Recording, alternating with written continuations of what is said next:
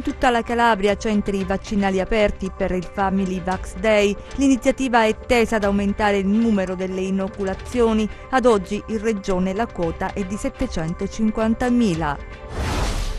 Il commissario dell'ASP di Cosenza al suo posto, ai nostri microfoni, parla della proroga chiesta da Longo e della questione dei bilanci.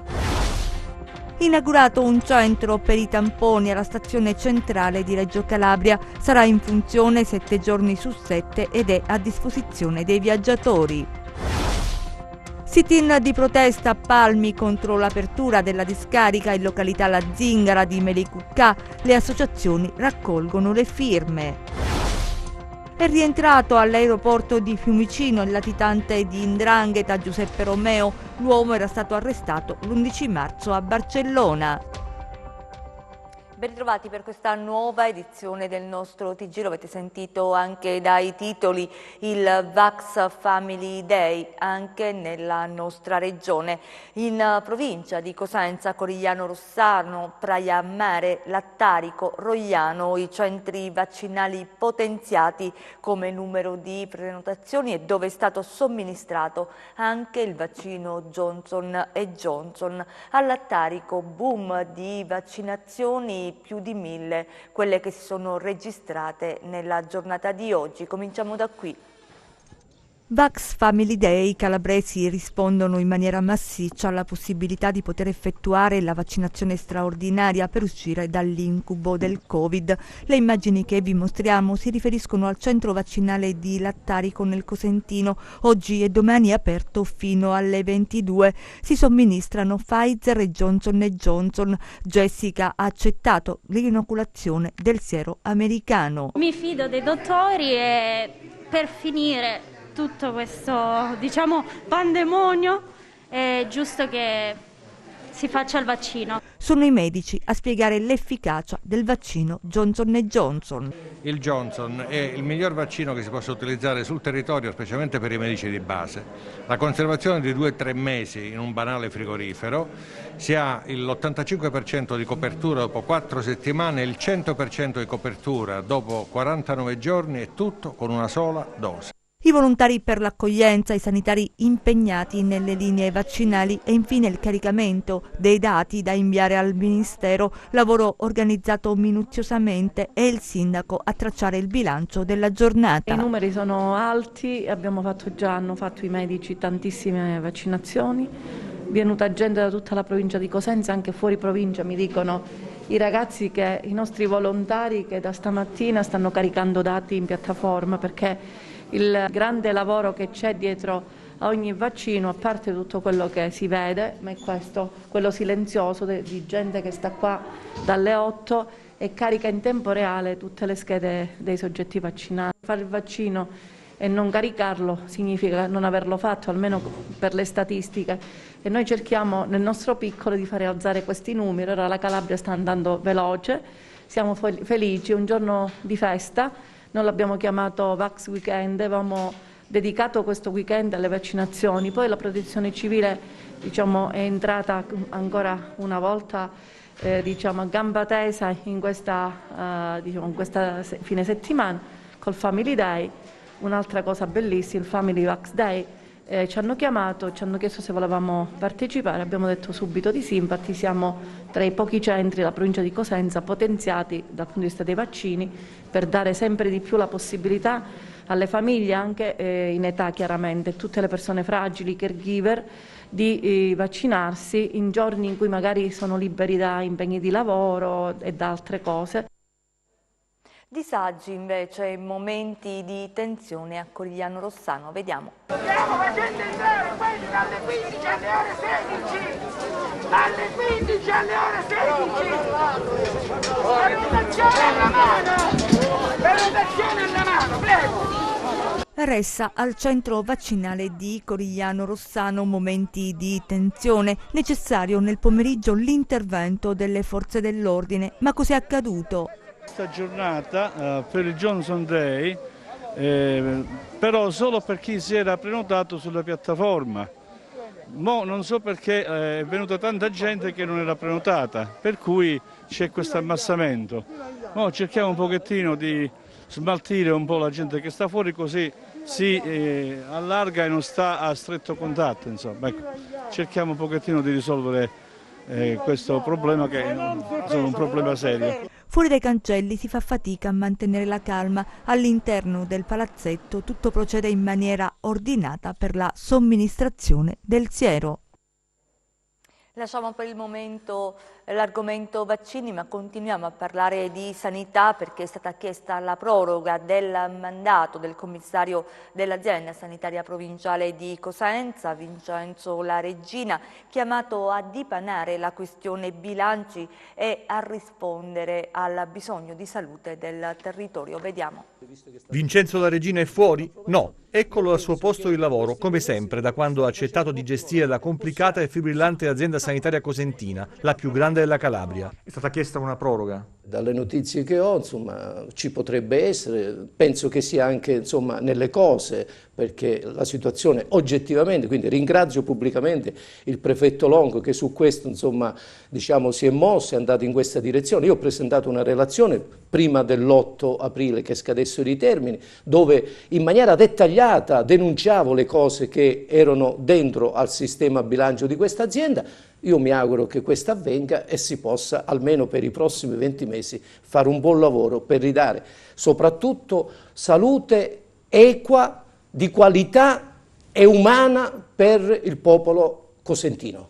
Il problema è complesso e riguarda l'approvazione dei bilanci, non una partita semplice che si può chiudere in poco tempo. C'è molto in quelle carte e tante cose poco chiare, figlie di gestioni quantomeno dubbie. La cosa più importante da fare era quella di produrre i bilanci, ma questo purtroppo, come ho già detto in altre occasioni, non è stato possibile per un'oggettiva difficoltà, perché 15, 16 e 17 sono sotto l'attenzione, come lei sa, della magistratura, 18 e 19 non abbiamo dati contabili per cui non potevano essere approvati. Adesso stiamo lavorando però.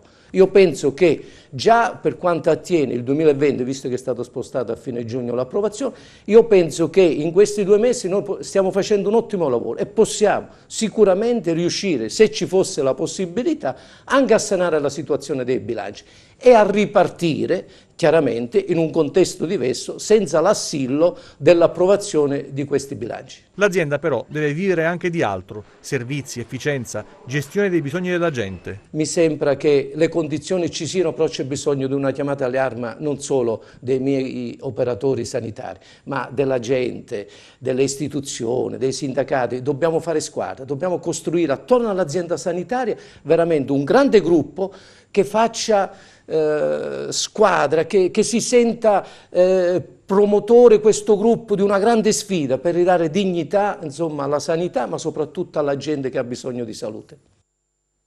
Sul fronte dei contagi c'è una buona notizia: continua la decrescita dei casi. Oggi in Calabria se ne registrano 193, 4 i decessi. Vediamo. Nelle ultime 24 ore in Calabria sono stati somministrati 3.641 tamponi, i nuovi positivi sono 193, in particolare Cosenza 68, Catanzaro 42, Crotone 32, Vibo Valentia 17, Reggio Calabria 34. I ricoveri in regione sono 375, 25 in terapia intensiva, 4 i decessi. E a Reggio Calabria è stato inaugurato questa mattina il nuovo centro per tamponi gestito dalla Croce Rossa all'interno della stazione centrale. Vediamo. Un nuovo punto di screening aperto 7 giorni su 7 che darà un supporto essenziale nel tracciamento anti-Covid, soprattutto nell'ambito dei flussi di mobilità, controllando viaggiatori in arrivo e in partenza dalla stazione ferroviaria. È stato inaugurato questa mattina a Reggio Calabria il nuovo centro per tamponi gestito dalla Croce Rossa Italiana all'interno della stazione centrale. Il nostro punto tamponi sarà aperto dalle 9 alle 13 e dalle 15 alle 18. Tutti i giorni, compresa la domenica, per tutti coloro che ne avranno la necessità. Per cui non c'è necessità di avere la prescrizione dal proprio medico curante, non c'è necessità di una prenotazione. Chiunque voglia e abbia la necessità di avere un tampone rapido può venire qui alla nostra tensostruttura Qua ci sarà una fila, come vedete c'è un modo, diciamo, di entrare in maniera molto organizzata, e farà il tampone, uscirà e dovrà attendere esclusivamente 15 minuti perché poi la risposta arriverà tramite mail. Alla cerimonia di inaugurazione ha preso parte il sindaco Giuseppe Falcomatà, che ha ringraziato i volontari della Croce Rossa, esprimendo il plauso dell'intera comunità cittadina per un'iniziativa fondamentale anche nell'ottica dell'aumento dei flussi turistici con l'arrivo della stagione estiva. La città dimostra ancora una volta di essere molto attenta a quella che è la situazione Covid e a come contrastare il Covid sul nostro territorio e soprattutto a come lavorare per uscirne al più presto. E soprattutto è ancora una volta la straordinaria dimostrazione dell'immenso lavoro che gli operatori sanitari, le associazioni, in questo caso la Croce Rossa Italiana, sta portando avanti da sempre nella nostra città, in particolare nel nostro ultimo anno. Cambiamo argomento, torniamo ad occuparci dell'avvertenza delle Terme Luigiane. Ieri la protesta dei lavoratori a Catanzaro, poi l'incontro con il presidente facente funzioni Nino Spirlì che diffida i comuni. Vediamo. Ieri il sit-in dei lavoratori delle Terme Luigiane presso la cittadella regionale a Catanzaro, l'incontro con il presidente facente funzioni Nino Spirlì, le rassicurazioni su un intervento che si è concretizzato in una diffida ai due comuni. La regione in sostanza ha concesso ai sindaci di Guardia Piemontese e Acqua Appesa 5 giorni di tempo per trasmettere una dettagliata relazione sullo stato delle Terme Luigiane. I municipi sono stati invitati a produrre un report sulle attività manutentive avviate nella struttura e un cronoprogramma delle attività di sfruttamento delle acque. Nella lettera inviata ai due primi cittadini, Spirlì ricorda che la concessione delle terme può essere sottoposta a decadenza nel caso di gravi inadempienze e si dice pronto a intraprendere ogni azione idonea a tutelare l'interesse pubblico, ricordando che nel caso di gravi inadempienze, conclude il presidente facente funzioni, la concessione può essere sottoposta a decadenza in assenza di adeguate informazioni. Sarà costretto mio malgrado, conclude il presidente della giunta, ad attivare gli uffici regionali preposti per ogni idonea azione a tutelare il preminente interesse pubblico. Palmi si oppone all'apertura della discarica di Melicucca. Oggi organizzata una raccolta firme per ribadire il no delle associazioni del territorio che hanno in programma un sit-in anche per sabato prossimo 22 maggio. Vediamo. Questo che vi mostriamo è il gazebo allestito in piazza Primo Maggio a Palmi per una raccolta di firme contro l'apertura della discarica in località La Zingara di Melicucca. Sabato prossimo appunto ci sarà questa manifestazione e noi auspichiamo che l'amministrazione comunale di Palmi in toto, ma non solo quella di Palmi, quella di Seminara, quella di Sant'Eufemia, Bagnara, Pellegrina e speriamo anche di Melicucca, siano presenti in questa piazza sabato 22 maggio alle ore 18 per un sit-in, speriamo molto partecipato. Un sit-in di protesta organizzato dalla Pro Salus Palmi insieme a tante associazioni del territorio che hanno dato il via all'iniziativa popolare per dire a gran voce il loro no. Ma vediamo le motivazioni di questo diniego. Il rischio è la nostra acqua, è la purezza della nostra acqua. La nuova discarica dovrebbe sorgere, e pare ormai che sia quasi sicuro, proprio sulle falde della sorgente Vina. Quindi chiaramente la nostra acqua, che è stata sempre decantata come una delle acque più pure, diciamo, del sud Italia, quasi correrebbe il rischio di essere inquinata, e se questo non porterebbe ad un'emergenza sanitaria non so poi insomma cosa potrebbe essere. C'è molta confusione soprattutto dopo le ultime comunicazioni, quella sul Ministero dell'Ambiente che praticamente ha diffidato i lavori della città metropolitana e ha messo l'occhio dell'ISPRA sul procedimento. Mentre poi ci sono altri problemi legati anche alla comunicazione che c'è attuale, perché molta gente ha capito che la nuova discarica non si farà, la nuova discarica si farà, è la bonifica della vecchia che è stata sospesa. Quindi sono due procedimenti diversi, tra loro comunque collegati, ma bisogna tenere comunque l'attenzione molto alta. È un paradosso che stiamo vivendo, mentre in questi giorni tutte le istituzioni a livello centrale governativo e via via tutti gli altri enti territoriali si spendono in slogan pro tutela dell'ambiente, Ministero della Transizione Ecologica, in questa cornice ambientalista giustamente si innesta questo procedimento che vorrebbe portare alla realizzazione di una nuova discarica. Una nuova discarica che porta in sé e con sé tanti corollari e tanti effetti negativi. Il primo fra tutti appunto il possibile inquinamento della sorgente Vina. È ormai noto che sotto quel sito ci sono diverse falde acquifere, diversi torrenti che poi vanno a confluire nel Vina, cioè nell'acqua che andiamo a bere a Palmi, in parte a Seminara, a Melicuccà. Ma questa è solo la più evidente delle possibili criticità, perché poi c'è anche una serie di conseguenze ambientali rispetto a tutto il circondario, perché ricordiamolo che a pochi metri dall'abitato di Pomarelli di Bagnara, ma anche a meno di 2 chilometri da Santa Eufemia, quindi voglio dire sono tante le problematiche e grazie alle nostre battaglie non solo politiche ma anche instaurate in seno alle autorità competenti, al Ministero della Transizione Ecologica, ieri il Ministero dell'Ambiente, al quale abbiamo sottoposto appunto l'attenzione di questo iter che si è pronunciato, grazie al ricorso al TAR, grazie all'esposto alla Procura, qualcosa inizia a muoversi e ci sono i riflettori accesi adesso di tutte le autorità, nell'auspicio e con anzi la convinzione che la ragionevolezza, ma soprattutto i dati scientifici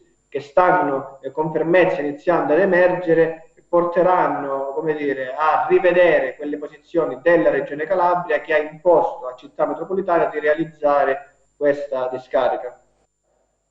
E c'è un report sull'efficacia dei vaccini, sono più che confortanti i dati che arrivano dal primo report nazionale dell'Istituto Superiore di Sanità e del Ministero della Salute proprio sull'efficacia dei vaccini. Lo studio rivela che nelle persone immunizzate il rischio di infezione da SARS-CoV-2, di ricovero e di decesso diminuisce progressivamente dopo le 2 prime settimane. A partire dai 35 giorni dall'inizio del ciclo vaccinale si osserva una riduzione dell'80% delle infezioni, del 90% dei ricoveri e del 95% dei decessi, sia negli uomini che nelle donne, in persone di diverse fasce d'età. Torniamo alla cronaca perché nonostante la pandemia non si ferma il lavoro dei carabinieri del Nucleo Patrimonio Culturale Calabrese che non solo salvaguardano i reperti archeologici sui quali la criminalità cerca di gestire i traffici illeciti, ma anche la salvaguardia paesaggistica come conferma il comandante regionale Bartolo Taglietti. Vediamo. Eccoli i reperti archeologici ritrovati dal Nucleo Tutela Patrimonio Culturale dei Carabinieri. Dipinti, monete antiche e monili, oltre a ceramiche di epoca antica. Sono innumerevoli i crimini contro il patrimonio culturale. Il capitano Bartolo Taglietti, a capo del comando carabinieri del nucleo TPC della Calabria, traccia un bilancio. È un'attività che non si è fermata nonostante i problemi connessi alla pandemia, quindi la situazione pandemica se da un lato ha portato ad una battuta d'arresto dal punto di vista della commissione dei reati per lo specifico comparto nostro, dall'altro lato non ha come dire, diminuito le nostre attività che sono continuate incessanti su tutto il territorio sia nazionale, sia regionale, sia ovviamente nazionale. Diciamo che i trafficanti si adoperano con diverse forme, quindi sono camaleontici.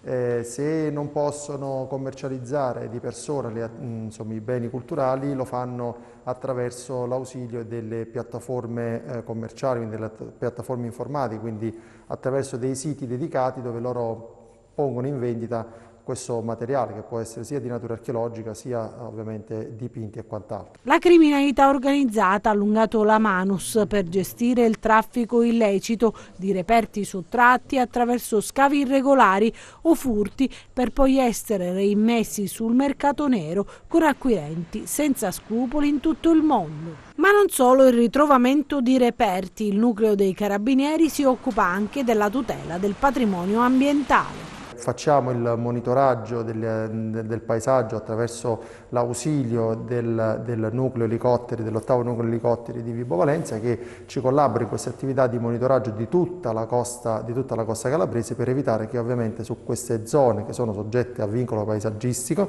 possano essere compiuti degli scempi di natura edilizia. L'ultima che è stata fatta perché anche tra le varie attività c'è anche il controllo dei siti o comunque delle aree che sono soggette a vincolo, e c'è stato il sequestro per esempio dell'albergo delle Fate a Taverna, perché era un albergo che comunque soggetto a vincolo stava cadendo in rovina e quindi costituiva anche un pericolo per le persone che lo andavano a visitare.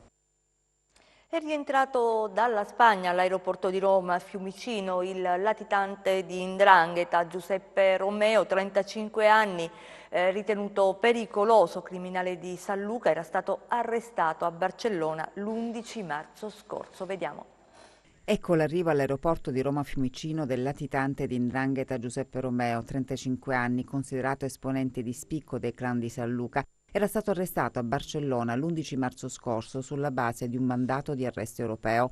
Romeo, conosciuto con i soprannomi Upaccio, Maluferro e Unano, aveva il ruolo di promotore, organizzatore e finanziatore di traffici di cocaina in Europa. Dalla Germania faceva spola tra la Calabria, la Lombardia e l'Europa nord-occidentale per stringere accordi con i fornitori e con alcuni intermediari in Belgio, Olanda e Germania. Colpito da 2 ordinanze di custodia cautelare in carcere, Romeo è destinatario di un decreto di sequestro preventivo nell'ambito dell'inchiesta European 'Ndrangheta Connection, e il 3 novembre del 2020 è stato condannato dal gruppo di Reggio Calabria a 20 anni di reclusione per la partecipazione con ruolo di rilievo ad un'associazione per delinquere finalizzata al narcotraffico internazionale, detenzione di sostanze stupefacenti, trasferimento fraudolento di valori e autoriciclaggio. Il rientro in Italia di Romeo è frutto di un'intensa collaborazione tra le forze di polizia italiana e spagnola, favorita dall'attività di cooperazione internazionale del progetto ICANN. Chiudiamo con le previsioni del tempo.